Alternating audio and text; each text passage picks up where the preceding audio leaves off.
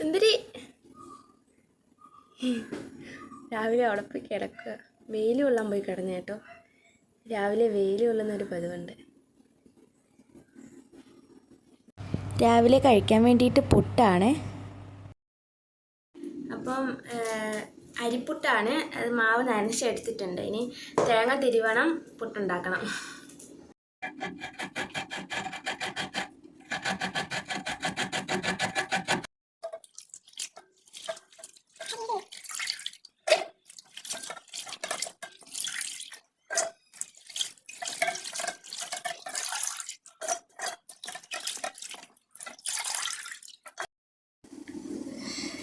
വെള്ളം നല്ലോണം തിളച്ച്. അപ്പോൾ ഇനി പുട്ട് വാരി വയ്ക്കാം.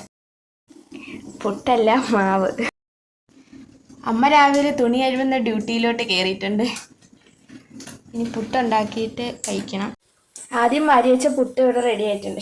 മാവ് ഇവിടെ റെഡി ആയിട്ടുണ്ട്. അപ്പോൾ ഇനി ഇതെടുത്തിട്ട് നമുക്ക് അടുത്തത് വാരി വയ്ക്കാം.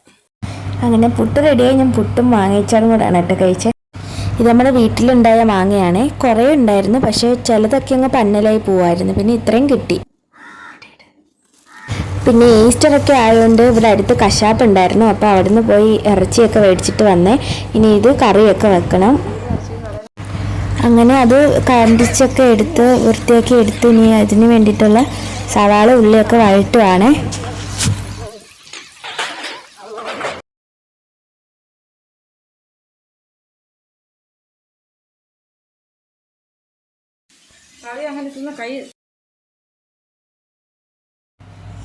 അങ്ങനെ ഉള്ളി സവാളയൊക്കെ വഴണ്ട് വന്ന് ഇനി അതിലേക്കുള്ള പൊടിവർഗ്ഗങ്ങളൊക്കെ ചേർത്ത് കൊടുക്കുവാണ്. മുളക് പൊടിയും മല്ലിപ്പൊടിയും ഉലുവാപ്പൊടിയും മഞ്ഞൾപ്പൊടിയൊക്കെ അങ്ങനെ പൊടിവർഗ്ഗങ്ങളൊക്കെ ചേർത്ത് കൊടുത്ത് നല്ലോണം ഇളക്കിയെടുക്കുവാണ്.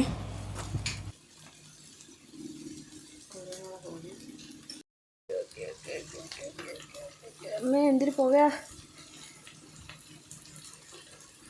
ഈ പുക കാരണം എന്ത് ഇടുന്നതെന്ന് പോലും കാണുന്നില്ല. മുളക് പൊടിയായിട്ട്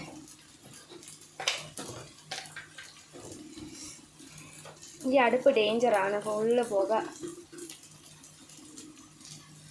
എന്തോ മല്ലിപ്പൊടി.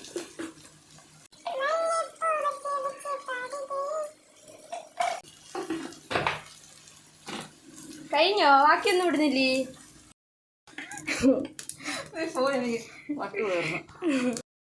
അടുപ്പിൻ്റെ അവിടെ ഭയങ്കര ചൂട്. വീർത്തു. എന്തെല്ലാം പറഞ്ഞാവേ? എന്താ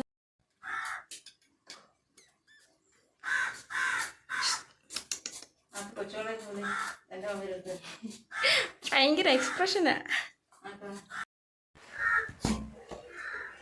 എന്തെടുക്കുവാ? എന്തെടുക്കുവാ?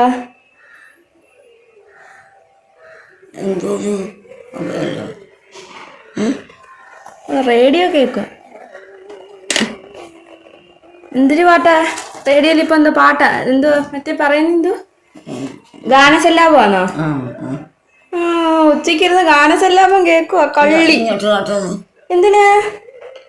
കൊച്ചിന്റെ ഫോട്ടോ ഇട്ടില്ല. അവർ ഇട്ട് തരും.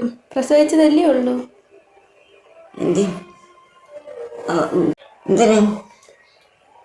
റേഡിയോ കേട്ടിരിക്കുക അവിടെ. ഞാൻ അടുപ്പിന്റെ മൂട്ടി കിടന്ന് കറി ഉണ്ടാക്കാം.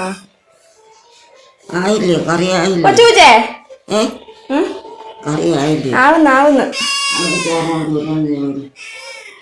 ആമാമ്മ കൊച്ചൂച്ചേ തള്ളിയിട്.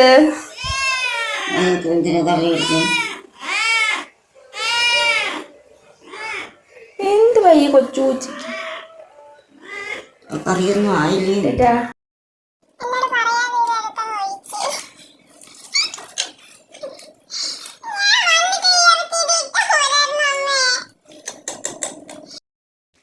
തേങ്ങയും ഉള്ളിയൊക്കെ കടുവറുത്തിട്ടിട്ടുണ്ട്. ഇനി നല്ലോണം വറ്റിച്ചെടുക്കണം. അപ്പോഴത്തേനും നമ്മുടെ ചിക്കൻ കറി റെഡി. അല്ല സോറി, ബീഫ് ഒഴിച്ച് വന്നപ്പം ബീഫായിപ്പോയി. ചോറ് അങ്ങനെ കറിയൊക്കെ റെഡിയായി. ചോറ് കഴിക്കാൻ പോവാണ്. ചോറും കപ്പയും ഇറച്ചിയും പിന്നെ സലാഡൊക്കെ ഉണ്ട്. അപ്പോൾ ഇത്രയേ ഉള്ളൂ ഇന്നത്തെ വീഡിയോ. ഇഷ്ടമെങ്കിൽ ലൈക്ക് ചെയ്ത് ചാനൽ സബ്സ്ക്രൈബ് ചെയ്ത് സപ്പോർട്ട് ചെയ്യണേ. ടാറ്റാ.